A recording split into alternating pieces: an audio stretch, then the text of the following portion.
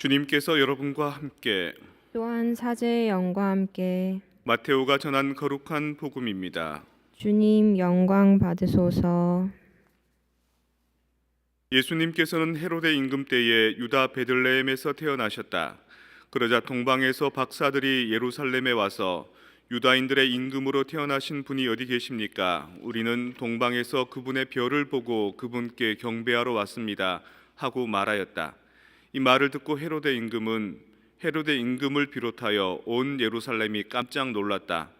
헤로데는 백성의 수석 사제들과 율법 학자들을 모두 모아놓고 메시아가 태어날 곳이 어디인지 물어보았다. 그들이 헤로데에게 말하였다. 유다 베들레헴입니다. 사실 예언자가 이렇게 기록해 놓았습니다. 유다 땅 베들레헴아, 너는 유다의 주요 고을 가운데 결코 가장 작은 고을이 아니다.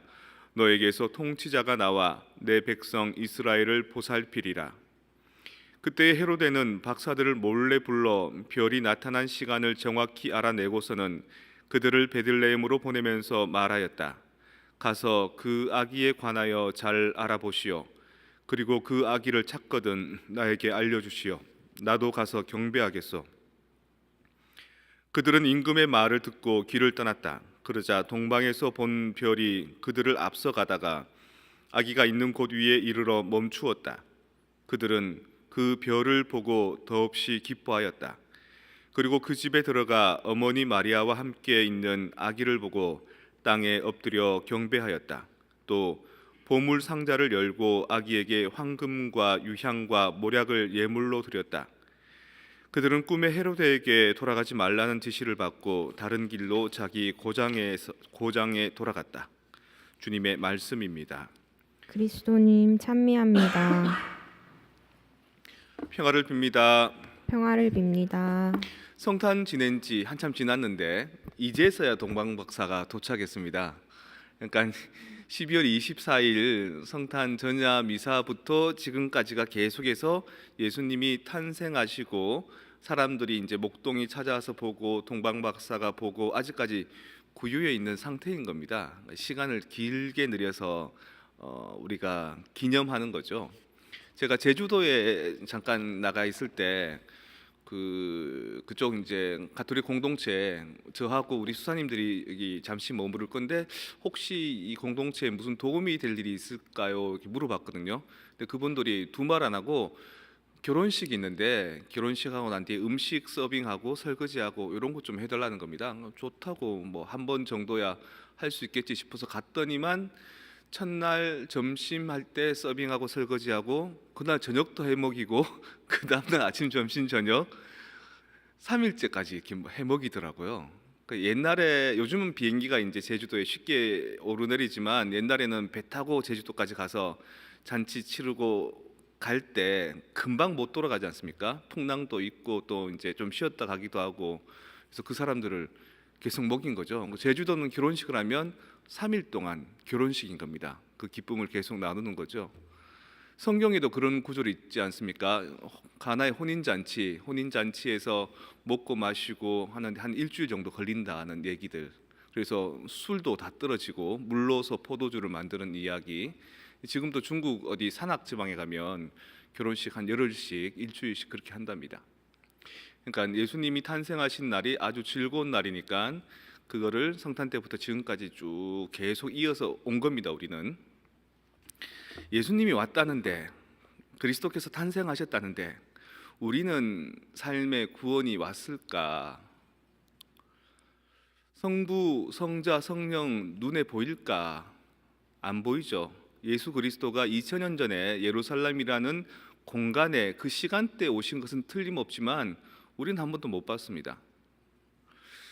근데 우리한테 예수님이 나타나시지 않으면, 우리한테 예수님이 우리 삶을 구원해 주시지 않으면 우리가 예수님을 믿고 따를 필요가 있을까요? 없습니다. 우리 삶에 예수님이 우리를 구원해 주신 체험을 하지 않았는데도 성당에 열심히 다니는 사람들은 그리스도교 신앙에 세뇌된 사람들입니다. 그런 사람들이 열심히 신앙생활을 해야 된다라고 해서 학습된 신앙을 살다가 나중에 그게 지치고 이제 목마르고 아무런 의미를 못 느끼면 이제 냉담하는 겁니다. 세례는 받아놓고 신앙생활 안 하는 거죠.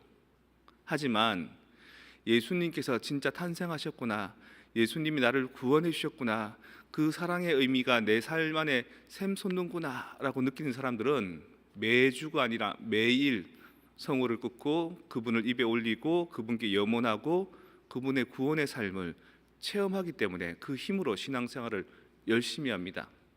신앙생활만 열심히 하는 것이 아니라 그 신앙의 힘을 통해서 사회생활도 가정생활도 나 홀로 있을 때도 항상 기쁨에 넘치는 삶을 살아갑니다. 그렇다면 어떻게 해야 우리 삶 안에 예수님을 드러내게 할 수 있을까요? 예수님이 어떻게 해야 우리 삶 안에 나타나시고 나타내 보이실까요? 그래서 오늘 이 예수님의 주님 공현 대축일을 지내는 겁니다. 공현하다, 공적으로 드러나다, 에피파니 이렇게 얘기합니다.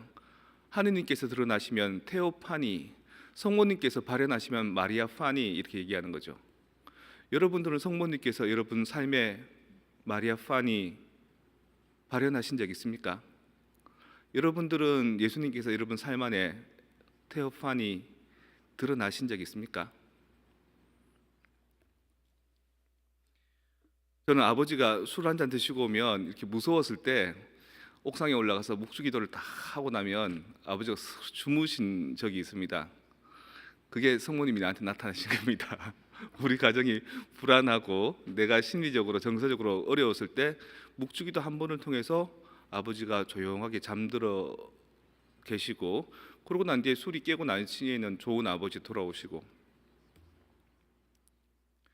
예수님께서 우리 안에 숨어 계십니다. 우리 안에 요소요소에 계신데 우리가 그것을 발견해내야 됩니다.